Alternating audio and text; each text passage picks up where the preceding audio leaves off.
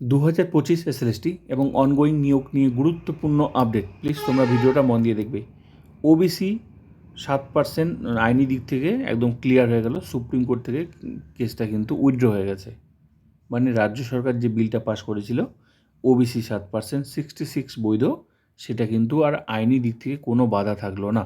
কারণ সুপ্রিম কোর্টও একদম supreme court থেকে ক্লিয়ার হয়ে গেল বিষয়টা। সুপ্রিম কোর্ট থেকে উইথড্র করে নিল কেসটা, যেহেতু আগের সরকার সুপ্রিম কোর্টে গিয়েছিল যে যাতে 17% থাকে। হাইকোর্টের বিরুদ্ধে তো সুপ্রিম কোর্টে গিয়েছিল না। তো মোট কথা সরকার নতুন নিয়োগ শুরু করবে। তো আইনি দিক থেকে যাতে কোনো জটিলতা না আসে, একবারে ক্লিয়ার হয়ে গেল।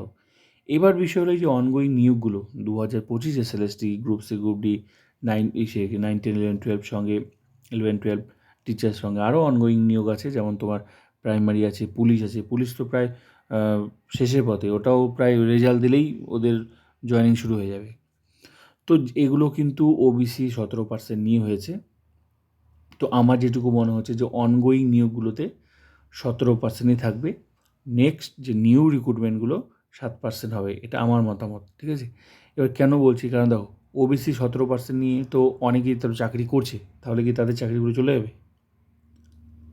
66 যে এই যে 77 যে বাদ ওবিসি, তারাও তো চাকরি করছে, তাহলে কি এই মুহূর্তে তাদের চাকরিগুলো চলে যাবে?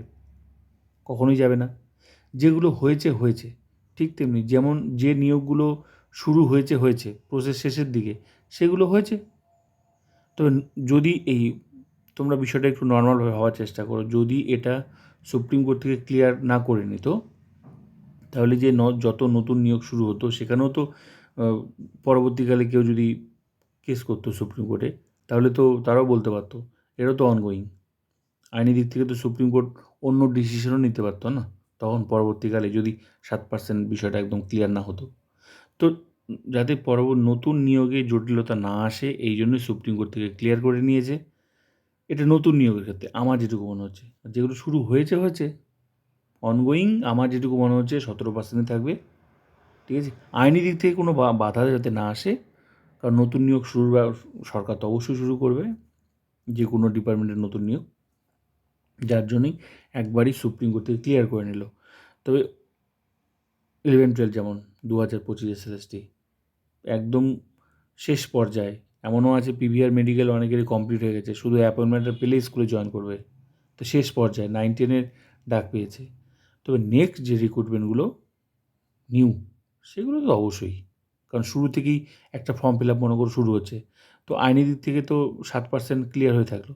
তো কেউ কেস করলেও আর জিততে পারবে না, কারণ 7% তো হয়ে গেছে। এটা তো সরকার তো ক্লিয়ার, তাই না? কেউ পরে বলতে পারবে না যে 17% এখানে দিতে হবে। আইনি দিক থেকে ক্লিয়ার হয়ে গেল।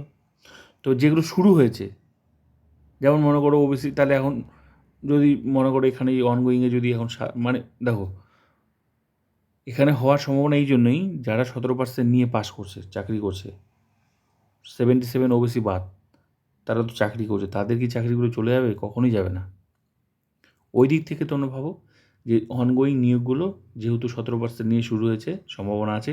তাছাড়া 2025 এসএলএসটি, এটা কিন্তু সুপ্রিম কোর্টের নির্দেশে, এখানে এখানে এই পরীক্ষাটা একদম অন্যরকম। 2016 চাকরিগুলো ফিরে পাওয়ার ব্যবস্থা আছে। তাই যদি ওবিসি 17% এখানে না হয়, তাহলে অনেকেই কিন্তু চাকরি ফিরে পাবে না।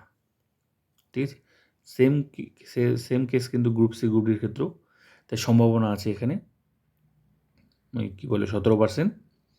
তবে নেক্সট নিউগুলো অবশ্যই হবে, শুরু থেকে আইনি দিক থেকে ক্লিয়ার হয়ে গেল ওবিসি, আমার যেটুকু মনে হচ্ছে। ঠিক আছে, সঙ্গে পুলিশ, প্রাইমারি পুলিশের ওরকম অনেক আছে যে একদম ক্লিয়ার, শুধু জয়েন করবে, রেজাল্ট দিলেই ব্যাস জয়েনিং শুরু হয়ে যাবে, ট্রেনিং শুরু হয়ে যাবে, প্রাইমারিও ইন্টারভিউ শুরু হয়ে যাবে।